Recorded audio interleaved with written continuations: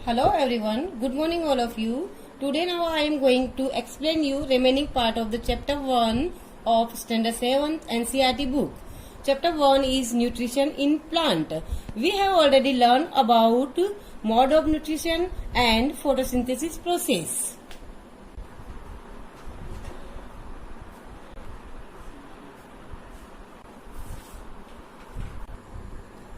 Now our next topic is synthesis of plant food other than carbohydrates. You have just learned that the plant synthesize carbohydrate through the process of photosynthesis. हम already पिछले topics में पढ़ चुके हैं पिछले video में कि photosynthesis process के द्वारा कार्बोहाइड्रेट सिंथेसाइज होता है प्लांट के अंदर. Carbohydrates are made of carbon, hydrogen and oxygen. These are used to synthesize their components of food such as protein and fats. Carbohydrate जिसमें होता है ऑक्सीजन होता है, कार्बोहाइड्रेट में हाइड्रोजन होता है और कार्बन, हाइड्रोजन एंड ऑक्सीजन, ये तीन कंपोनेंट ऑलरेडी अपन ने पढ़ा था कि कार्बोहाइड्रेट में होते हैं. जिससे मैंने अभी पहले पिक्चर दिखाई उसमें मैंने फॉर्मूला दिखाया, उसके अंदर ये तीनों कंपोनेंट्स प्रेजेंट होते हैं कार्बोहाइड्रेट में.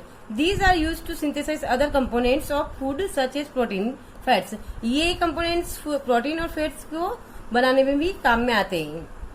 But protein are nitrogenous substances which contain nitrogen from where do the plants obtain nitrogen. लेकिन यहाँ पे क्या है कि यहाँ प्रोटीन के अंदर कार्बन होता है, हाइड्रोजन होता है, ऑक्सीजन होता है, इसके अलावा नाइट्रोजन और होता है. तो अब कार्बोहाइड्रेट यहाँ पे पहले प्लांट में बना, अब यहाँ पे नाइट्रोजन कहाँ से मिला है प्रोटीन बनाने के लिए. तो हम यहाँ पे पढ़ेंगे कि प्रोटीन बनाने के लिए नाइट्रोजन कहाँ से मिलता है. Recall the nitrogen is present abundance in gaseous form in the air. However, plants cannot absorb nitrogen in this form. अब यहाँ पे गैसियस फॉर्म में पूरे एटमॉस्फेयर में नाइट्रोजन प्रेजेंट होती है, तो प्लांट तो इस फॉर्म में ले नहीं सकते, तो फिर किस तरह से प्लांट इसको एब्जॉर्ब करते हैं नाइट्रोजन. तो यहाँ क्या होता है, सोइल के अंदर बहुत सारे बैक्टीरिया होते हैं, जो कभी आपने लास्ट ईयर पढ़ा होगा लेग्यूमिनेस प्लांट होते हैं, उसके अंदर नॉट्स होती है, उसके अंदर बैक्टीरिया प्रेजेंट होते हैं. वो बैक्टीरिया का क्या करती है कि जो एटमॉस्फेयर की नाइट्रोजन होती है उनको वाटर के अंदर एब्जॉर्ब, वाटर मतलब सोल्यूबल बना देते हैं, जो वाटर के अंदर एब्जॉर्ब हो जाती है, वाटर के अंदर मतलब सोल्यूबल हो जाती है और जो प्लांट की रूट्स के द्वारा एब्जॉर्ब हो जाती है. Soil has certain bacteria that convert gaseous nitrogen into a usable form and release into the soil. जो बैक्टीरिया होते हैं वो उसको गैसियस फॉर्म को कन्वर्ट करके उसको रिलीज कर देते हैं सोइल के अंदर. These are absorbed by the plant along with the water. और ये प्लांट के द्वारा रूट के थ्रू एब्जॉर्ब कर दी जाती है वाटर के साथ. Also you might have seen farmers adding. इसके अलावा क्या, एक तो ये बैक्टीरिया के द्वारा एटमॉस्फेयर की नाइट्रोजन को कन्वर्ट करके वाटर में सोल्यूबल बना देते हैं और रूट के थ्रू एब्जॉर्ब हो जाती है. इसके अलावा फार्मर्स जो होते हैं वो क्या करते हैं, ऐड करते रहते हैं time to time nitrogenous fertilisers को उसमें ऐड करते रहते हैं सोइल में. तो वो क्या होता है, वाटर में घुल के रूट के थ्रू इस तरह से फुलफिल हो जाती है, रिक्वायरमेंट पूरी हो जाती है प्लांट्स की. Requirement of nitrogen along with this other constitute plants can then synthesize protein and vitamins. इस तरह से नाइट्रोजन की रिक्वायरमेंट फुलफिल होती है और प्लांट अपना प्रोटीन और फैट्स को बना लेते हैं. इस तरह से अदर फूड्स बनाते हैं कार्बोहाइड्रेट के अलावा.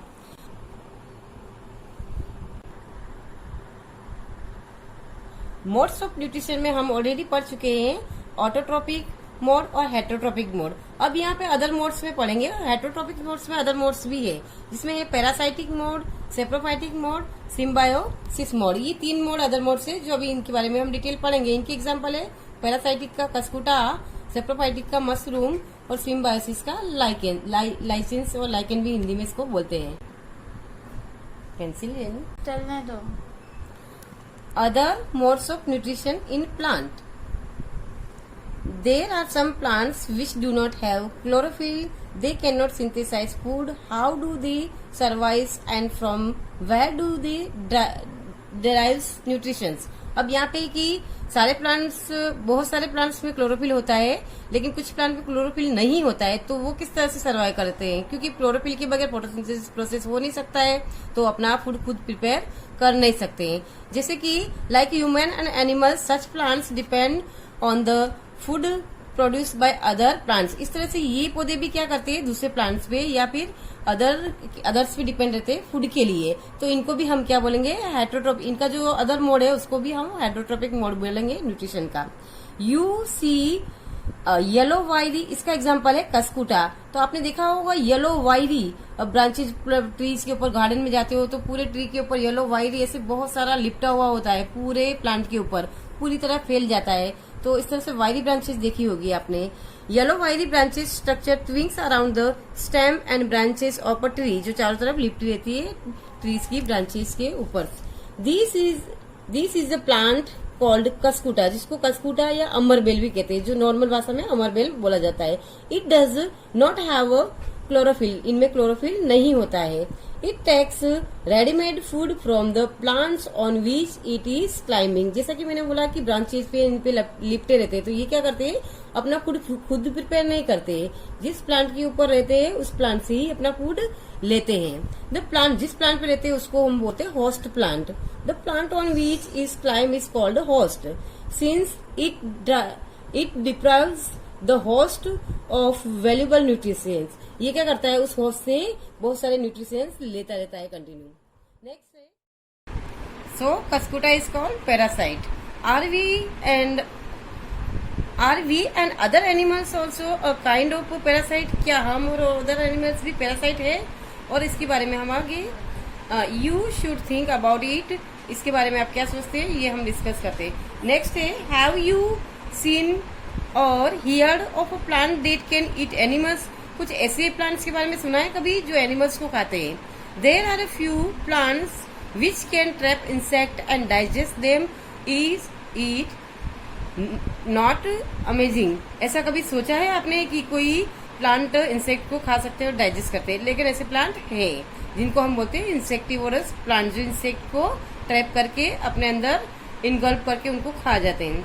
सच प्लांट्स में बी ग्रीन और ऑफ सम अदर कलर्स। ये प्लांट ग्रीन भी हो सकते हैं और अदर कलर्स के भी हो सकते हैं। Look at the plant in figure 1, जो आपकी अपनी पिक्चर में 6.1 ये वाली पिक्चर देख सकते हैं। प्लांट कैसे ऐसे ये बना हुआ है, इसका स्ट्रक्चर पूरा ये जो इंसेक्टिवर्स प्लांट है, इनकी ये लीव्स है, लीव्स पूरी कन्वर्ट हो गई इस तरह के स्ट्रक्चर में। लीव्स का एपेक्स होता है ना, वो पूरा ऐसे पूरा एक मटके जैसा स्ट्रक्चर बना लेते हैं, गट जिसको पिक्चर भी बोलते हैं। पिक्चर यानी पॉट या ऐसा होता है जिसमें पानी भरते हैं, ऐसा कुछ उसको हम पिक्चर बोलते हैं। तो इस तरह का ये पूरा स्ट्रक्चर बन जाता है। द पिक्चर लाइक और jug like structure is the modified part of leaf, जो कि लिप का मॉडिफाइड पार्ट होता है। लिप पिक्चर की तरह कन्वर्ट हो जाती है। The apex of the lip form the lid, या एपेक्स, जो ये लिप दिख रही है इसकी एपेक्स यानी लास्ट जो छोर होता है वो उसका कन्वर्ट हो जाता है इसमें, इसका लिड में। Which can open and close the mouth of the picture, जो उसके लिड का जो ये लास्ट होता है यहाँ से यहाँ तक जो लास्ट पॉइंट होता है ये लीड है। और ये जब इसके अंदर इंसेक्ट एंटर होते हैं तो वो ओपन और खुलता है और बंद होता है, ओपन होता है क्लोज होता है। Inside the picture there are hair which are directed downwards when an insect land in the picture। जब कोई इंसेक्ट इसके अंदर जैसे ही लैंड करता है तो वो डायरेक्ट नीचे की तरफ चला जाता है। The lids close and the trapped insect get intact into the hair. इसके अंदर क्या बहुत सारे हेयरी जैसे स्ट्रक्चर होते हैं, तो वो क्या करते हैं इसको पूरा उसको जैसे जकड़ लेते हैं पूरा, जैसे अंदर घुसता है ना तो उन हेयर में वो फंस जाता है, इंटैक्ट हो जाता है। द लीड क्लोज, और तुरंत लीड क्लोज हो जाती है। तो क्या होता है इंसेक्ट बाहर की तरफ निकल नहीं पाता। And the insect is trapped, the insect is digest by the digestive juices. अब क्या होता है इसके अंदर क्या होता है कि एक तरह से बहुत सारे डाइजेस्टिव जूसेस सेक्रेट्स होते रहते हैं, तो वो क्या करते हैं उसको जो अंदर इंसेक्ट आया था उसको पचा जाते हैं पूरा उससे, और सारे न्यूट्रिशंस उससे ले लेते हैं, एब्जॉर्ब कर देते हैं in the pitcher and its nutrients are absorb, जो उसके न्यूट्रिएंट्स को एब्जॉर्ब कर लिया जाता है। Such insect eating plants are called insectivorous plant. It is possible that such plants do not get all the requirement nutrients from the soil in which they grow। ऐसा भी हो सकता है कि ये प्लांट इंसेक्ट क्यों खाते हैं, क्योंकि अगर हो सकता है कि जिस सोइल में रहते हैं वहाँ पे इनको पूरे न्यूट्रिशंस नहीं मिल रहे होते, तो ये क्या करते हैं अपने उस सारे न्यूट्रिएंट्स की फुलफिल करने के लिए उन इंसेक्ट को ट्रैप करके खा लेते। अब नेक्स्ट पॉइंट है हमारा saprophytes. Saprophytes, you might have seen packets of mushroom sold in the vegetable. आपने देखे होंगे कि बहुत सारे मॉल्स में वगैरह जाते हैं तो वहाँ पे मशरूम के पैकेट पैक करके दिए जाते हैं। तो आपने देखा होगा वहाँ वो वेजिटेबल्स में यूज किए जाते हैं, हम घर पे लेके आते हैं वो।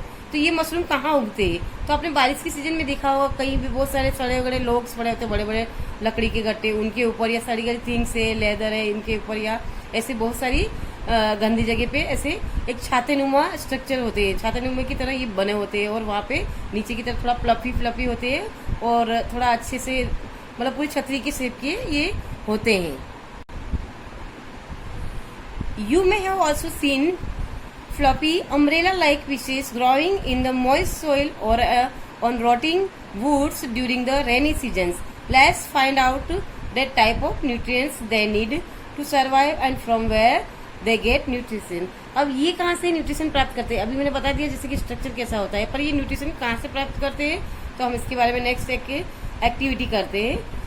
ये एक्चुअली रोटन और सड़ी गली चीजों से अपना न्यूट्रिशन प्राप्त करते हैं। इसके बाद हम एक एक्टिविटी करते हैं जिसमें क्या करते हैं कि take a piece of bread, एक ब्रेड का पीस जो लेते हैं उसको थोड़ा पानी में गीला कर देते हैं, मॉइस्चर कर देते हैं, और कुछ टाइम 2 या 3 दिन के लिए हल्की गर्म जगह पे उसको रख देते हैं। तो कुछ टाइम बाद हम देखेंगे उसके ऊपर फ्लफी पीसेस दिखाई देते हैं, डॉट्स जैसे दिखाई देते हैं अलग अलग।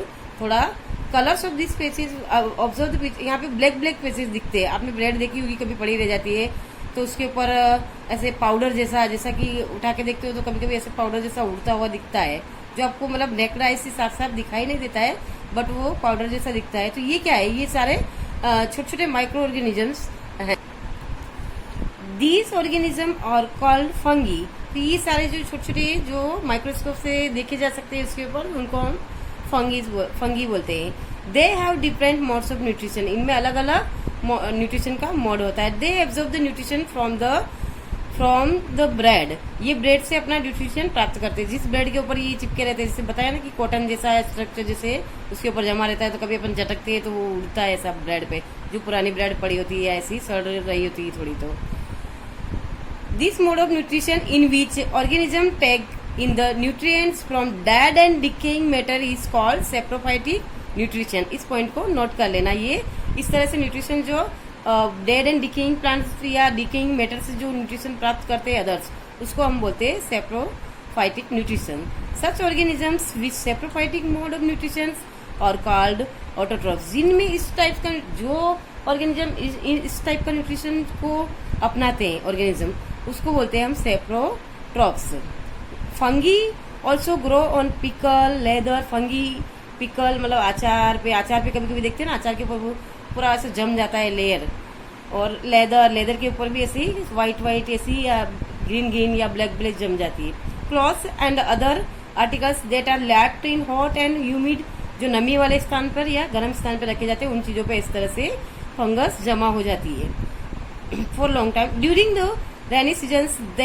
रेनी सीजन में मोस्टली आप देखते हो सब चीजों पे इस तरह से फंगस जमी होती है। कहीं पे जहाँ पे भी कहीं पे फर्नीचर पे भी अगर कोई थोड़ा सा सड़ा गला कुछ लगा रह गया, कोई कुछ चिपका रह गया मटेरियल, तो उसके ऊपर भी फंगस जम जाती है। The fungi spots are generally present in the air, और ये एयर में उड़ते रहते हैं। इस तरह से हम जनरली एयर में रेनी सीजन पे प्रेजेंट रहते हैं। तो बोलते हैं ना कई लोगों को एलर्जी जैसा होता है इस वजह से। तो क्या होता है, एयर में स्पॉट्स उड़ते रहते हैं तो उनके नोज में चले जाते हैं, तो इस वजह से उनको स्नीजिंग छींक आती है, ऐसा सब कुछ होता है।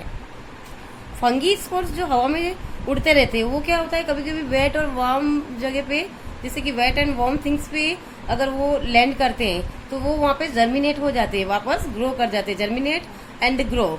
Now can you figure out how we can protect our things from getting spoiled.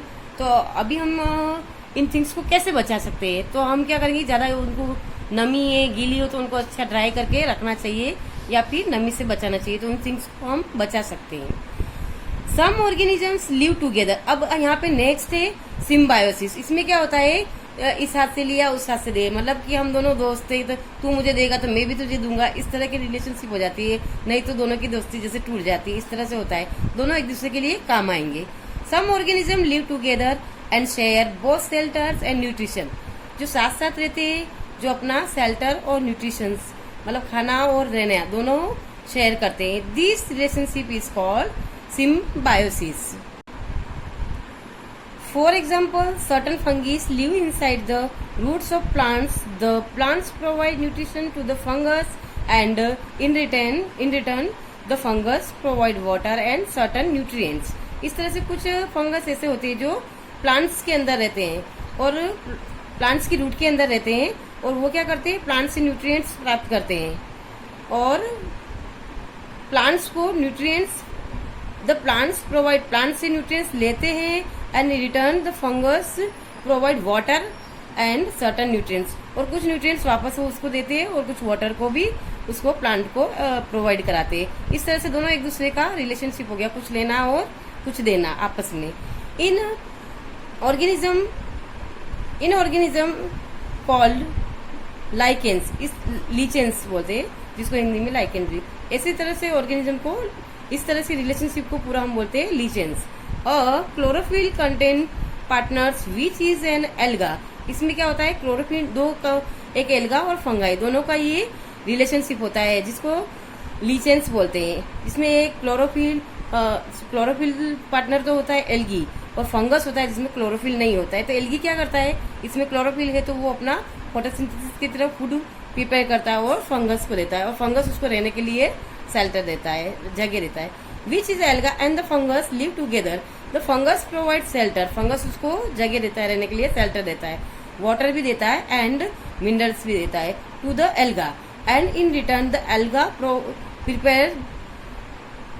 Prepare and provide food to the fungus. इस तरह से वो प्रिपेयर भी करता है, उसको प्रोवाइड करता है फूड को। इस तरह का पूरा रिलेशन हुआ लीचेंस, जैसे कि फंगस ने उसको कुछ दिया और इसी तरह से एल्गा ने भी उसको कुछ दिया, एक दूसरे का लेन देन होता है। तो इस तरह के रिलेशनशिप को बोलते हैं सिम्बायोसिस रिलेशनशिप। अब नेक्स्ट टॉपिक है how are nutritions replenish in the soil. Next topic अपने अगले वीडियो में मैं आपको समझाऊंगी, और इसके साथ कुछ क्वेश्चंस के आंसर्स भी आपको समझाऊंगी, वो आपको नोटबुक में करने होंगे।